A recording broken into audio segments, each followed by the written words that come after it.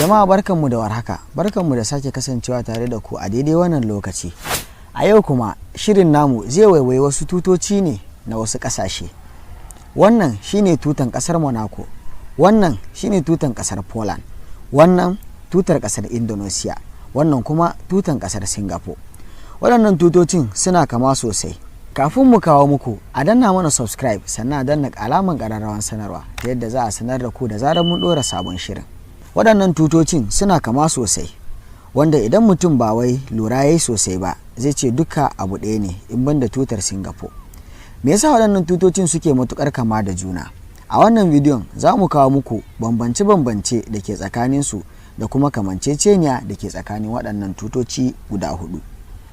Bari mu ba da takaitaccen tarihin waɗannan tutocin da ƙasashen kafin a kawo me yasa suke kamanceceniya da junansu.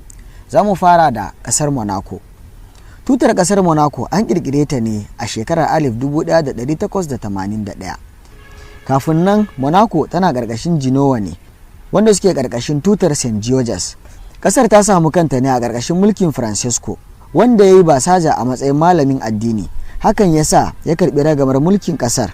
Bayan shuɗewarsa sai aka mai da tsarin mulkin Monaco ya koma mulkin sarauta, wanda yarima zai gaji sarki, ko da kuwa mace ce 'yar sarkin, wato gimbiya ita ce za ta gaji mulkin. An ƙirƙiro alamin makamai na ƙasar, wato coat of arm, wanda aka mai ado da ja da fari, wanda ke nufin lu'u-lu'u, azurfa da haske. Wannan an yi shi ne domin girmama yariman ƙasar na farko, wato iyalan Girmalidi, kuma da shi ake misalin Monaco a gaba ɗaya tarihinsu. Domin mayar da martani wa masu mulkin mallaka, ƙasar ta Monaco ta sha fama sosai a hannun turawan mulkin mallaka, wanda hakan ya sa yarimansu na farko ya yi gwagwarmaya kwarai da gaske wajen samo musu 'yanci. Hakan ya sa da ƙasar ta Monaco ta samu 'yanci, ta zo bikin fidda launin tutar ƙasarta, sai ta zaɓi kalar kayan da shi wannan yarima ya fi sawa da iyalansa. Wannan kalar dai su ne ja da kuma fari. To wannan yasa suka zaɓi kalar ja da fari domin nuna girmamawa da kuma jinjina ga yarimansu na farko da kuma iyalansa, sai suka zaɓi waɗannan launuka a matsayin launukan kalar tutan ƙasarsu.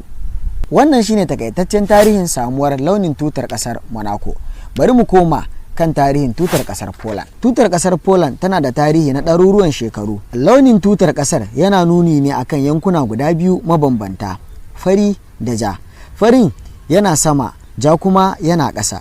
Tarihin wannan tutar ya samo asali ne tun lokacin da aka zana alamin makamai na ƙasar, wanda dai aka fi sani da coat of arm, wanda aka zana farin tsuntsu na mikiya akan jan yadi, wanda ke da alaƙa da sarautar ƙasar. Tutar ƙasar Poland ta samu 'yan sauye-sauye daga shekarar 1919 zuwa 1927. An sake sauya tutar a 1927 zuwa 1980, kafin dai aka bar shi akan tsarin zallan ja da fari. An kaddamar da wannan tutar a hukumance a shekarar 1919, inda aka yi amfani da launin ja da fari a matsayin rantsatsen tutar kasar. Wani abu mai jan hankali dangane da tutar kasar Poland shine tutar Poland tana dauke da tutocin kasa guda biyu. Na farko dai shine mai zallan ja da fari, na biyu shine mai launin ja da fari wanda ke da tsuntsun mikiya a samansa. Sukan yi amfani da mai zallan launin ja da fari lokacin bukukuwa da ranakun hutun kasar, sannan mai dauke da hoton mikiya akan yi amfani da shi ta hanyar diplomasiya. Tutar kasar Poland, kamar dai ta Monaco, ita ma launin ja da fari ne. Na uku ita ce tutar kasar Indonesia. Tarihin tutar kasar Indonesia dai ba zai fara ba sai a ambaci sunan Merah Putih, wanda ke da alaka da gwagwarmayar neman 'yancin kasar da kuma rarraba al'adun kasar. An kaddamar da tutar Indonesia ne a hukumance ranar 17 ga watan Agusta ta 1945.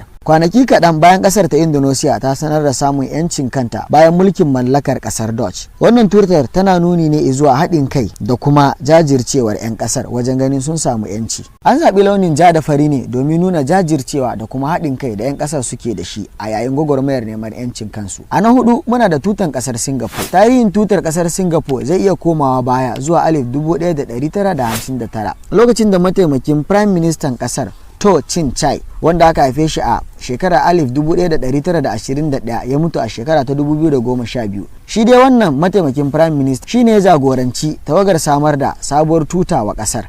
wanda ke nuna mulki da alfaharin kasar. Tun lokacin mulkin mallakar turawa daga 1819 zuwa 1942, kusan shekaru 140 kenan. Wani masanin zane da kuma tsarin launukan tutocin kasashe wanda aka fi sani da Dr. Tom ya nazarci tutocin kasashe daban-daban domin samar wa Singapore da tuta na musamman. Ya samar musu da tuta mai launin ja da fari da kuma jaririn wata da taurari guda 5, wanda majalisar zartarwa ta kasar Singapore ta sa hali aiki da shi ranar 18 ga watan Nuwamba 1959. An bayyana launukan tutocin ne ranar rantsar da Yusuf Ishak, shugaban kasa na farko, wanda aka rantsar da shi ranar 3 ga watan 12 1959. Wannan tutar ta zama alamar nunawa da alfahari lokacin da Singapore ta samu yancinta a 1965. Akwai ra'ayoyi mabambanta akan ko me yasa tutar Indonesia ta zama ja da fari. Wasu suna ganin cewa tsarin launin ya samo asali ne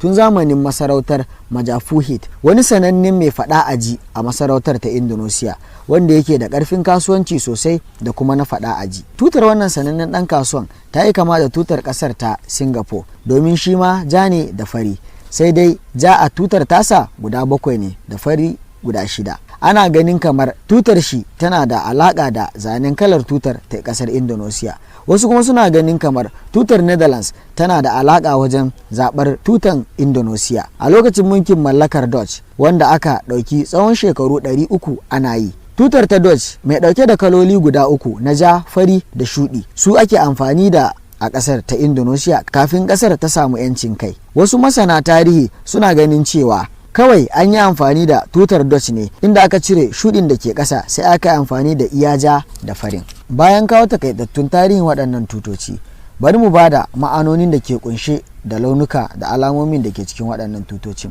Na farko, tutar ƙasar Monaco na da ma'anoni guda 2. Jan launin da ke jiki yana nufin jini da ke jikin mutum, fari kuma yana nuni da tsarkin zuciya. Sun yi amfani da rubutun da ke cikin littafin Bible domin samar da waɗannan ma'anonin. Kazalika shine dai kalan da ke jikin alamin makamai na kasar. Tutar kasar Poland, farin da ke sama yana nuni ne da jinjina, tsarki da zaman lafiya.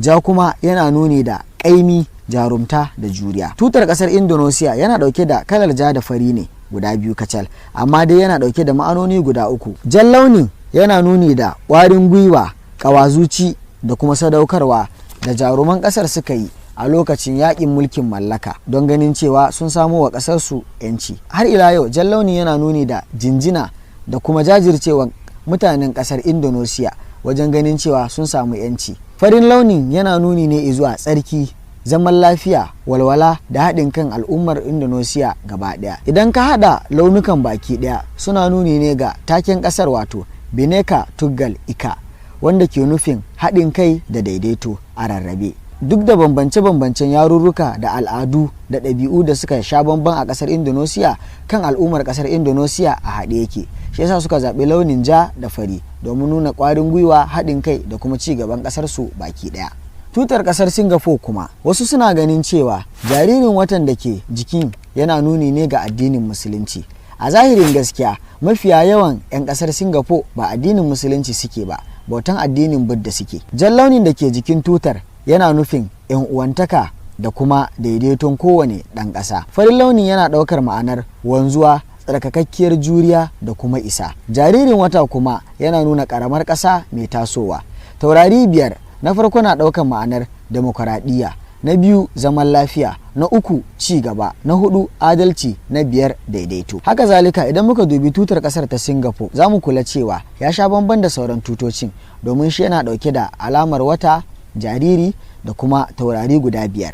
Sannan yanayin cizawar jan launin da ke jikin tutar ta kasar Singapore ya sha bamban da sauran kasashen guda 3 da muka ambata, amma cizawar farin nasu kusan duka ɗaya ne. Idan za mu yi la'akari da tsarin girma da awo na kowane tuta, kasar Monaco awon tutanta 5/4 ne, na Indonesia 2/3, na Singapore 2/3. Kenan tutar kasar Singapore da na Indonesia za ka samu awon tsayinsu da faɗinsu duka ɗaya ne, wato 2/3. Tutar kasar Poland ya sha bamban sosai domin shi yana da girman awo 5/8. Farin saman da ƙasan duka girmansu kusan ɗaya ne. Duk da cewa waɗannan tutocin suna kama wajen launukansu, da tsarinsu da kuma girmansu. Hakan ba wai yana nufin tutocin na wannan ƙasar zai iya zama a wannan ƙasar bane ba, domin kowane ƙasa tana da dalilin da yasa ta zaɓi launin ja da fari, sannan kowace ƙasa tana da tarihin da yasa launin ja da fari ya bayyana a tutarta. Mu dai ƙasar mu ta Najeriya tana ɗauke da launuka ne guda biyu, koren launi da kuma farin launi. To ko me hakan yake nufi? A sa mana a comment section. Mun gode. Kar a manta a danna subscribe sannan a danna alaman ƙararrawan sanarwa.